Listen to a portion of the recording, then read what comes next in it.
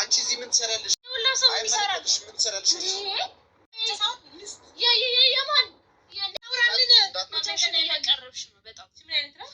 መሞሻሽን እያፋጠሽ ነው።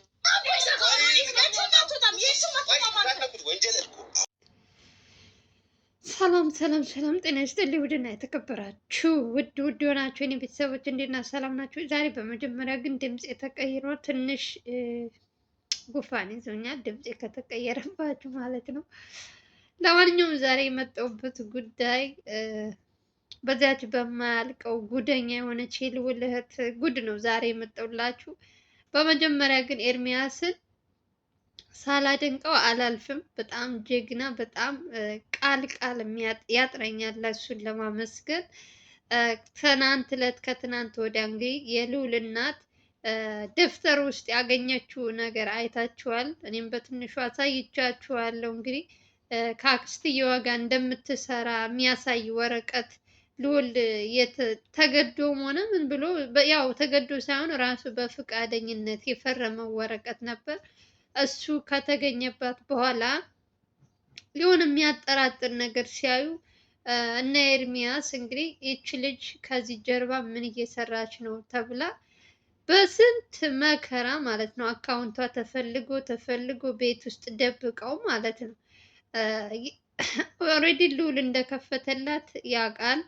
እናቱም የልዑል እናትም እንደውም የልዑል እናት ናቸው። እስኪ እንትኗንም ፈትሸው እንደው ምንም ብር አትጠይቅም አሉ። ከልዑል አለኝ ነው የምትለው አሉ። የታክሲ እንትን ልስጥሽ ስትባል አለኝ ነው የምትለው አሉ። እና የሆነ ነገር እንትን ሲያጠራጥራቸው ከዛ መቼም የደበቀችበት ከቤት አይወጣም ብለው እንግዲህ ክላሷ ውስጥ ተፈልጎ አልጋ ስር ማለት ነው ከፍራሹ ስር አድርገው ተገኘ ማለት ነው። ከዛ አካውንቷ ውስጥ የተገኘው ብር ከ560 ምናምን ሺህ ብር 500 አስባችሁታል?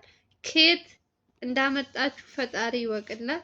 እንግዲህ ይሄ የልዑል አክስት ወንጀል እያሰራቻት እንደሆነ ይችል ልጅ በዚህ ብር ማወቅ ትችላላችሁ። ኦልሬዲ ልዑል ይህን ሁሉ ብር እንዳልሰጣት ያውቃል። እናትየዋም የት አመጣሽው ብትባል ልጅቷ ራሴ ከልዑል ያጠራቀምኩት ነው ሲሰጠኝ።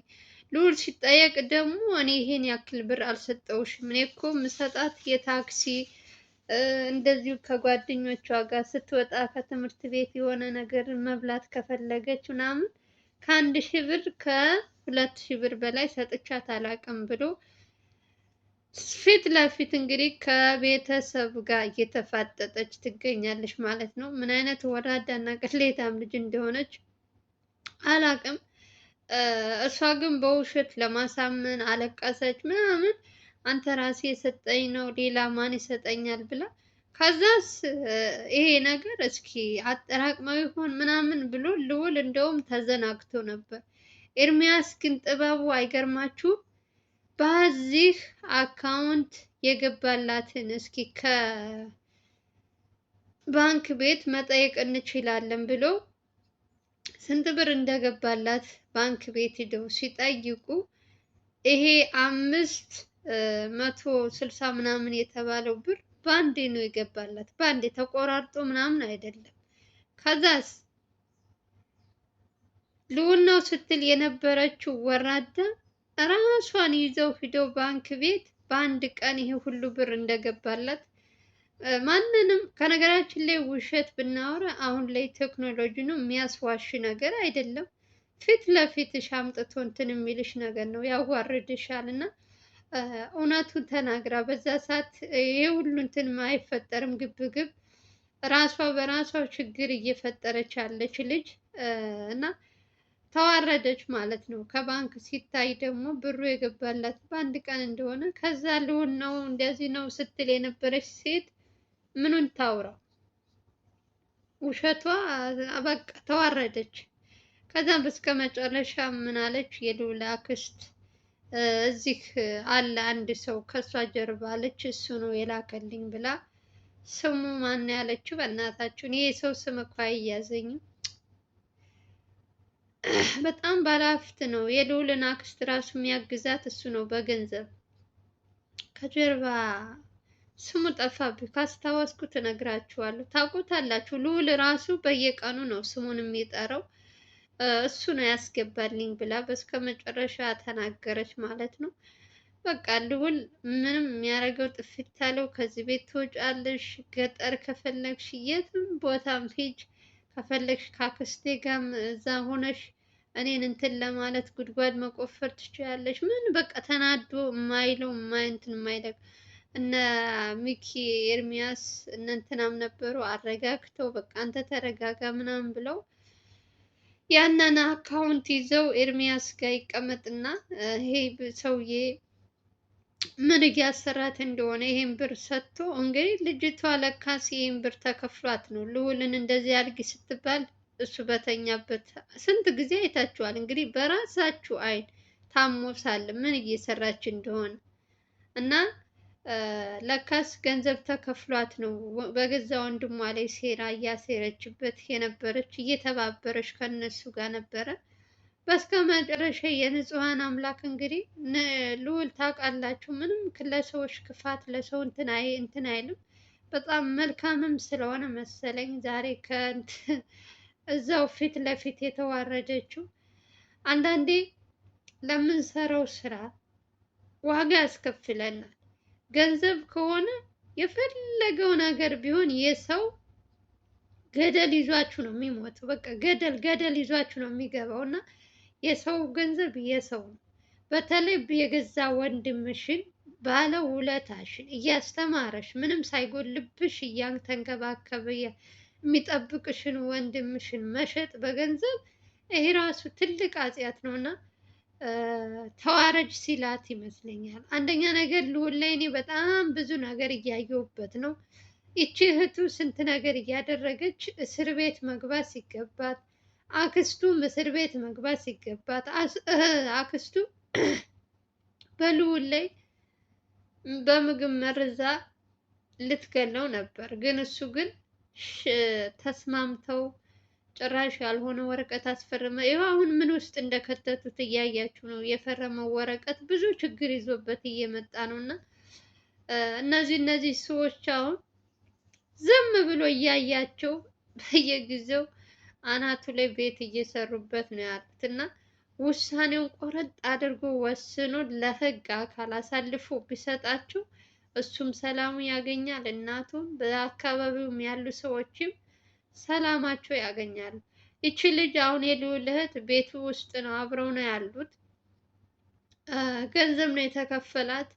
አሁን ለሷ 500 ምናምን ሺህ ብሩ በጣም ብዙ ብር መስሏታል። ዓለምን የምትገዛ መስሏታል። መሀይም ነገር ናት እንዴ! ለስሙ የተማረች ናት። በ500 ሺህ የገዛ ወንድምሽን ትሸጫለሽ? ሰው እንኳን እንደው በነጥብ በሚሊየን በምን ቢሆን ጥሩ ነው። በመቶ ቤት የገዛ ወንድምሽን እንዴት አይነት ጭንቅላት እንዴት አይነት አስተሳሰብ ቢኖራት ነው? እኔ በጣም አንዳንድ የልዑል እናት ግን ወጣ ያለ ጸባይ ወጣ ያለ ነገር ስታይባት ያለ ምንም እንትን ደውላ ወይ ለኤርሚያስ ወይ ለሚኪ ለየት ያለ ጸባይ እያየሁባት ነው። ልጅቷ ምን እያሰበች ወዴት እንትን እያለች እንደሆነ ብላ ቅድሚያ ለልዑል አትነግረውም። እነሱ እንዲያጣሩ እነሱ ከጀርባ ሆነው ከየት ከነማን ጋር እንደምትውል እንዲያጣሩ የምትነግራቸው ቅድሚያ ለነ ኤርሚያስ ነው። እና የልዑል እናት በጣም ጎበዝ ናት። ልጇን ቤቷ ውስጥ ሆና ልዑልን እየጠበቀች ያለችው እናቱ ናት እንጂ እህቱ አሳልፋ እንደሰጠችው እያያችሁ ነው። እንግዲህ ብሩ ከተላከላት በጣም ቆይቷል። ያው እሷ አውጥታ ምናምን አላበላሸችው። ምክንያቱም እንደውም በዚህ ሰሞን አለ ልዑል አለኝ ነው የምትላለች። ብር ልስጥሽ እንደዚህ አስቀምጦላት ራሱ ሲል አትወስደውም አሉ የልዑል እናቱ። በቃ አንቺ ሲቸግራት እኔ እሰጣታለሁ ብላ እኔ ነኝ ያለች። ብሩን ልዑል ያስቀመጠላትን ብር እኔ ነኝ ማነሳው አለች። እሷ አትወስድም አለኝ እያለች። ለካስ የምሰራው ስራ ጉድ የሚያሰኝ ይቺ ጉደኛ የሰው አስማት የሆነች ሴትዮ በጣም ነው ያሳዘነች።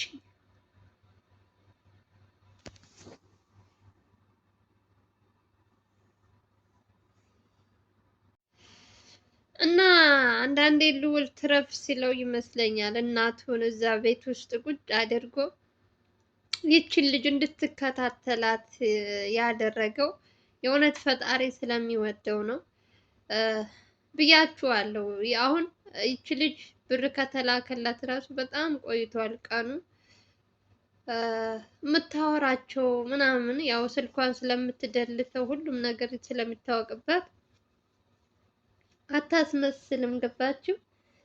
ሳታስመስል ነው የምታወራው። ግን ወጣ ያለ ነገር ስታይ ደግሞ የልዑል እናት በቃ ቶሎ ብላ ለኤርሚያስ ወይ ለሚኪ እንዳልኳችሁ ትናገራለች። ነገሩ እንዳልሆነ ነገር ታበላሻል። እኔ በጣም ከገረመኝ ነገር ልንገራችሁ። ማለት ከአክስትየዋ ጋር መስራቱ ትስራ፣ ሁሉን ነገር እያደረገች ነው። ይሄ ሰውዬ ደግሞ ነገሩ በአክስትየዋ በኩል ይመስለኛል ያገኘችው። ዛሬ ይሄ ብር የላከው ሰውዬ ሌላ ሰው ነው፣ ስሙ ጠፍቶብኝ ነው እስካሁን አላስታወስኩትም። እነ ልዑል እነ ሚኪ ሁል ጊዜ ይጠሩታል። የልዑል ጥላት ነው። ግን ከሱ ጋር እንዴት ሆና ልትገናኝ እንዴት ልትግባባ ቻለች?